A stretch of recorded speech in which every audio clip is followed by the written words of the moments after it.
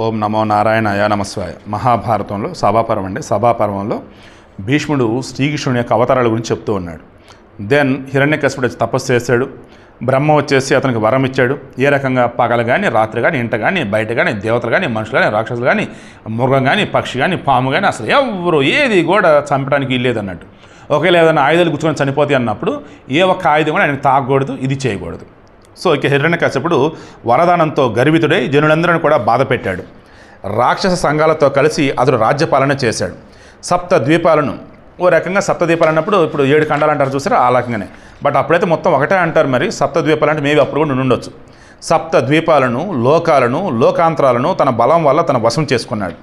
ముల్లోకాలలో ఉన్నటువంటి దేవతలను ఓడించి ఆ మహాసురుడు దివ్య లోకాలను, దివ్య భోగాలను అనుభవించాడు.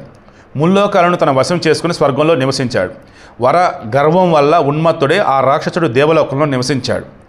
సమస్త లోకాలను జయించిన ఆ హిరణ్యకశిపుడు నేనే మహేంద్రుణ్ణి, నేనే చంద్రుణ్ణి, నేనే అగ్నిని, నేనే సూర్యుని, నేనే వాయువును, నేనే జలం, నేనే అంతరిక్షం, నక్షత్రాలు, 10 దిక్కులు, కామక్రోధాలు, వరుణుడు, వసువులు, ఆర్యమ, కుబేరుడు, ధనాధ్యక్షుడు, యక్షుడు, కింపురుషాధీశుడు అన్నీ కూడా నేనే నేనే నేనే అంటూ తన బలాన్ని మరలా మరలా మరలా మరలా మొత్తానికి వినపడేలా చెప్తా ఉన్నాడు. ఈవెన్ వాళ్ళందరి చేత కూడా, ఇప్పుడు నేను ఎవరో పేర్లే చెప్పిన అందరి చేత కూడా ఒరే బాబు నువ్వే గొప్పడురా, అరే నువ్వే బలవంతుడురా అని చెప్పేసి అనిపిస్తూ ఉన్నాడు. ఇక వారి వారి స్థానాలను వదిలేసి వాళ్ళంతా కూడా ఇక ఇతనికి ఇచ్చేస్తున్నారు అంతే. ఇతను ఆక్రమించేశాడు. వారి పనులన్నీ కూడా తానే చేశాడు. దేవర్షి సత్తముల యజ్ఞాలలో పొందినటువంటి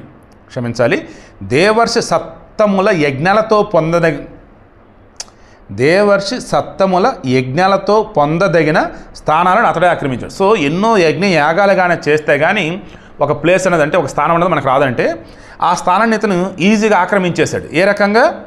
ఓన్లీ ఈ తనకి ఏదైతే వరదానం ఇచ్చున్నాడో బ్రహ్మదేవుడు, దానిని బేసిస్కొని మొత్తం ఈ రకం చేసుకుంటూ పోతున్నాడు. ఇక రాక్షసరాజు ఇటువంటి పనులన్నీ కూడా చేసి ఏ రకంగా నరకంలో ఉన్న వాళ్ళందరినీ కూడా తీసుకుని వచ్చి స్వర్గస్థులను చేశాడు. బలవంతుడైనటువంటి ఆ రాక్షసరాజు ఇటువంటి పనులన్నీ కూడా చేసి ఆశ్రమాల్లో నియమనిష్టలతో సత్యధర్మ పరాయణులై జితేంద్రియులై మహానుభావులై ఉన్నటువంటి మునులను అవమానించాడు. రాక్షసులను యజ్ఞ హవిస్సులను పొందే వారిగా చేశాడు. దేవతలకు యజ్ఞ సంబంధం లేకుండా చేశాడు. సురులు ఎక్కడికి వెళ్తే అక్కడ అతను వెళ్ళాడు. దేవతల స్థానాలను లాక్కొని తను రాజ్యపాలన చేశాడు. ఈ విధంగా 5,60,60,000 సంవత్సరాలు ఈ విధంగా 5,60,60,000 సంవత్సరాలు అబ్బో దురాత్ముడు ఉన్న రాక్షసరాజు భోగైశ్వర్యాలను అనుభవించాడు.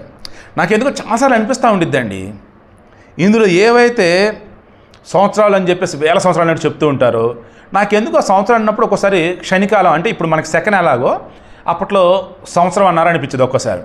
ఒక్కసారి వాళ్ళు చెప్పిన సంవత్సరం అంటే ఇప్పుడు మన దగ్గర వచ్చేసి ఒక నిమిషమా అనిపించింది. ఒకసారి పేర్కొన్న సంవత్సరం వచ్చేసి గంట అనిపించింది. ఒకసారి వాళ్ళు చెప్పిన సంవత్సరం వచ్చేసి నాకు గడియ అనిపించింది. ఒక్కసారి ఇందులో పేర్కొన్న సంవత్సరం వచ్చేసి నాకు ఒక రోజులా అనిపించింది. సీరియస్గా నాకు ఇప్పటికీ డౌట్ అనమాట. మన పురాణ ఇతిహాసాల్లో సంవత్సరాలు మెన్షన్ చేసే వాటిలో నాకైతే సంవత్సరాలు అయితే ఇప్పుడున్న 365 రోజులు అయితే కాదని నాకు ఇప్పుడు చాలా ప్రగాఢమైన నమ్మకం. సరే, ఎక్కడున్నాం? రాక్షసులను యజ్ఞ హవిస్సులను పొందేవారిగా చేశాడు. దేవతల యజ్ఞ సంబంధం లేకుండా చేశాడు. రైట్ మాట్లాడు. ఇక బలవంతుడైనటువంటి ఆ రాక్షసరాజు వల్ల చాలా బాధలు పడి దేవతలంతా కూడా ఇంద్రుని ముందు పెట్టుకొని బ్రహ్మలోకం వెళ్ళి పితామహుని దగ్గర దుఃఖితులై చేతులు జోడించి ఇలా అన్నారు: పూజ్యుడా, భూత భవిష్యాలకు అధిపతివి, దైత్యుడైనటువంటి హిరణ్యకశిపుని వల్ల రాత్రింబవళ్ళు ఘోరమైన భయం కలుగుతుంది. ఇక్కడికి వచ్చిన మమ్ము నీవు రక్షించు. సమస్త భూతాలకు మూలకారకుడువు, స్వయంభూవు, సర్వవ్యాపకుడువు, హవ్య కవ్యాల స్రష్టవు నీవే. నీవే అవ్యక్త ప్రకృతివి, నీవే స్థిరుడవు. అప్పుడు బ్రహ్మ అన్నాడు, వినండి, ఇంతటి విపత్తును నేను కూడా తెలియలేకపోయాను. పురుషోత్తముడు, విశ్వరూపుడు, మహాతేజస్వి, అవ్యక్తుడు, సమస్త భూతాలకు అచించుడు, సర్వవ్యాపకుడు, అవ్యయుడు అయినటువంటి శ్రీమన్నారాయణుడే ఎరుగును. మీకు నాకు కూడా కష్టాలలో ఆ నారాయణుడే గొప్ప దిక్కు. నారాయణుడు అవ్యక్తం కంటే అతీతుడు. నేను అవ్యక్త నుండి సంభవించాను. ఈ ప్రజలు, లోకాలు, సర్వదేవతలు, రాక్షసులు నా నుండి జన్మించారు. మీకు నేను ఎలాగో నాకు ఆ నారాయణుడు ఎట్టివాడు. నేను అందరికీ పితామహుణ్ణి, విష్ణువు ప్రప్రతామహుడు. సో నేను మీకు పితామహుణ్ణి. బట్ నాకున్నటువంటి ఆ మూలం ఎవరు, ప్రప్రతామహుడు ఎవరు అన్నప్పుడు విష్ణు భగవానుడు. దేవతలారా, ఈ రాక్షసుని ఆ విష్ణువు సంహరిస్తాడు. అతడికి సఖ్యం కానిది లేదు. అందువల్ల ఆలస్యం చేయక అతని దగ్గరికి వెళ్ళండి అన్నాడు. ఇక పితామహుని మాటలు విని దేవతలందరూ కూడా బ్రహ్మతో పాటు క్షీర సముద్రానికి వెళ్ళారు. సో బ్రహ్మతో పాటు అంటే ఇన్ ద సెన్స్ పదండి నేను కూడా వస్తాను మీతో పాటు అని చెప్పేసి అలా ఇక ఆతిథ్యులు, మరుతులు, సాధ్యులు, విశ్వదేవతలు, వసువులు, రుద్రులు, మహర్షులు, అశ్వినులు, తక్కిన దివ్యులు దేవతంతా కూడా చతుర్ముఖ బ్రహ్మను ముందుండుకొని శ్వేతదీపానికి చేరుకున్నారు. క్షీర సముద్రానికి వెళ్ళి శాశ్వతమైనటువంటి గొప్ప దిక్కు అనంతసేనుడు, అనంతుడు, ఉద్దీప్త తేజస్సు కలవాడు, శరణ్యుడు, సనాతనుడు, బ్రహ్మమయుడు, యజ్ఞస్వరూపుడు, బ్రహ్మదేవుడు, మహాబలుడు, భూత భవిష్యత్ వర్తమానాలకు ప్రభువు, సర్వలోకన మశ్రుతుడు, సర్వవ్యాపకుడు అయినటువంటి నారాయణుని దేవతంతా కూడా సమీపించి శరణు వేడారు. దేవేశ, సురోత్తమ, హిరణ్యకశపుని చంపి ఇప్పుడు నీవే మమ్ము రక్షించాలి, నీవే మాకు బ్రహ్మాదులకు సంపూర్ణ రక్షకుడువు, పోషకుడువు కూడా అన్నారు. వికసించిన కమలపత్రాల వంటి కన్నులు కలవాడ, శత్రుపక్ష భయంకర, దితివంశ నాశనం చేసి నీవే మాకిప్పుడు రక్షకుడు కావాలి. దితి, అదితి. దితికేమో రాక్షసులు పుడతారు, అదితికేమో దేవతలు పుడతారు. సో ఆ దితి వంశం నాశనం చేయి, రాక్షసులను చంపేసాయి. అప్పుడు పవిత్రము కీర్తిగల విష్ణువు దేవతల మాటలు విని సర్వభూతాలకు అదృశ్యుడై ఇలా చెప్పనారంభించాడు. దేవతలారా, మీరు భయాన్ని విడిచిపెట్టండి, నేను మీకు అభయం ఇస్తున్నాను. త్వరలోనే మీరు మీ స్వర్గాన్ని పొందుతారు. వరదానం చేత గర్విష్ఠుడైనటువంటి రాక్షసరాజుని హిరణ్యకశిపుని రాక్షస గణంతో సహా నేను సంహరిస్తాను. భూత భవిష్యత్ వర్తమానాలకు అధీపుడైనటువంటి భగవంతుడా, ఈ దేవతలు మిక్కిలు దుఃఖించి ఉన్నారు. ఓకే, బ్రహ్మ అంటున్నాడు అనమాట. భూత భవిష్యత్ వర్తమానాలకు అధీపుడైన భగవంతుడా, ఈ దేవతలు మిక్కిలు దుఃఖించున్నారు. అందువల్ల ఆ రాక్షసరాజును త్వరగా సంహరించు. అందుకు ఇది తగిన సమయం, ఆలస్యం చేయవద్దు.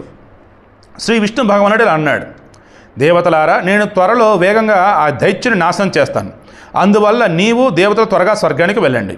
ఇలా చెప్పి శ్రీ మహావిష్ణు ఇంద్రాది దేవతలను వీడ్కొల్పి నరుని సగం దేహాన్ని, సింహం యొక్క సగం దేహాన్ని గ్రహించి నరసింహ శరీరంతో చేతిని గట్టిపెట్టి భయంకర రూపం, గొప్ప తేజస్సు కలవాడే నోరు తెచ్చిన మృత్యువు వలె అయ్యాడు. సో నరసింహాతనాలకు మారిపోయాడు. ఇంకా ఆ నరసింహుడైనటువంటి ఆ నరసింహ రూపుడైనటువంటి విష్ణువు హిరణ్యకశిపుని పైకి వెళ్ళాడు. దైత్యుల నాశనానికి వచ్చిన మహాబలుడైన ఆ నరసింహును చూచి క్రుద్ధులై దైత్యులు శ్రీహరిపై శస్త్రవర్షాన్ని కురిపించారు. వారు తనపై విడిచిన శస్త్రాలను శ్రీహరి భక్షింపసాగాడు. వేల రాక్షసులను యుద్ధంలో సంహరించాడు. మహాబలవంతులు క్రుద్ధులైనటువంటి ఆ రాక్షసాధిపులను సంహరించి క్రుద్ధుడైనటువంటి శ్రీహరి బలగర్భితుడైన రాక్షసరాజు అంటే హిరణ్యకశిపుని దగ్గరికి పరిగెత్తాడు. మేఘంలా నల్లని శరీర ఛాయ, మేఘంలా గంభీరమైన కంఠధ్వని, మేఘంలా ఉద్దీపమైనటువంటి తేజస్సు, మేఘం వెంటి వేగము గల శ్రీహరి హిరణ్యకశిపుని దగ్గరకు పరిగెత్తాడు. దేవతల శత్రువు దుష్టుడైనటువంటి ఆ దైత్యుడు నృసింహుని చూచి అతని వైపు పరిగెత్తాడు. కోపించిన సింహంలా పరాక్రమిస్తున్న రాక్షస గణాలచే రక్షింపడుతున్నటువంటి మహాబలవంతుడైనటువంటి ఆ దైత్యుని చూసి నృసింహుడు ప్రకాశిస్తున్న తన నఖగ్రాలతో ఎదుర్కొని అతనితో యుద్ధం చేశాడు. సంధ్యా సమయం కాగానే మహా తేజస్వి అయినటువంటి నృసింహుడు ఆ రాక్షస రాజును పట్టి శీఘ్రంగా సింహద్వారపు గడపై నిలిచి తన తొడపై అతను నుంచుకొని గోలతో చీల్చాడు. సో ఇంటా కాదు, బయట కాదు, భూమి మీద కాదు, ఆకాశంలో కాదు, ఎక్కడ తన తొడల మీద, అండ్ ఎక్కడ ఇంటా కాదు, బయట కాదు, వీధి గుమ్మంలో అన్నట్టు.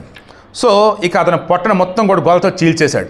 ఈ విధంగా మహాబలుడు, మహావీరుడు, వరదానం చేత గర్వితుడు, దైత్య శ్రేష్ఠుడైనటువంటి హిరణ్యకశిపుని శ్రీహరి వేగంగా చంపాడు. రాక్షసులందరినీ హిరణ్యకశిపుని చంపి దేవతలకు, మనుషులకు హితాన్ని చేకూర్చి ఈ భూమిపై ధర్మాన్ని నిలబెట్టి మహా తేజస్వైనటువంటి శ్రీహరి ఆనందించాడు. ఇంతవరకు నరసింహావతార కథను నీకు చెప్పాను. ఇక మహాత్ముడుకు శ్రీహరి వామనుడికి అవతరించిన విధం చెప్తాను విను. త్రేతాయుగంలో విరోచనుని కుమారుడు బలి అనే రాక్షసరాజు ఉండేవాడు. అతడు వీరుడు, సాటిలేని బలవంతుడు. అతడు తన దైత్య సంఘాలతో కూడి ఇంద్రుడిని ఓడించి ఇంద్రస్థానాన్ని కైవసం చేసుకున్నాడు.